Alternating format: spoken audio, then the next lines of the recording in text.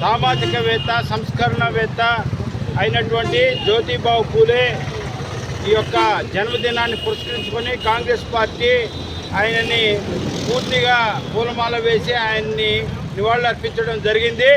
మహానుభావుడు, గొప్ప వ్యక్తి, మతాలకి కులాలకి అతీతంగా కుల వ్యతిరేక ఉద్యమాలు చేసి సమాజాన్ని మేల్కొల్పినాడు. మహిళలకు విద్యను వాళ్ళ భార్య ద్వారా విద్యను అభ్యసింపజేసేలా దేశ అభివృద్ధికి తోడ్పడినాడు.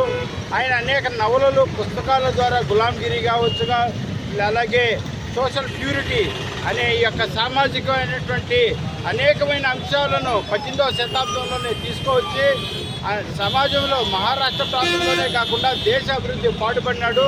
అయితే ఈరోజు ఆయన 200 సంవత్సరాలు ఆయన పుట్టి 200 సంవత్సరాలు దాటినా కూడా ఈ రోజుకి కులాల పరంగా మతాల పరంగా అలాగే సంఘర్షణలు అలాగే ఉండిపోయినాయి.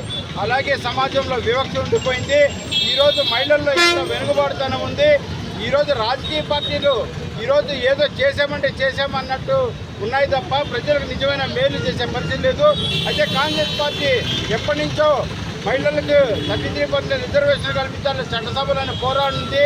అలాగే ఈరోజు సమాజంలో ఈ కులాల మతాల గొడవలు లేకుండా సమాజం స్థాపించాలి, సమానత్వం సాధించాలని రాజ్యాంగంలో రూపొందించుకున్న విధంగా ఆ రోజు మహాత్మా గాంధీ పూలే ఆ ఆశయాలను కాంగ్రెస్ పార్టీ కొనసాగిస్తుందని నేను తెలియజేస్తున్నాను.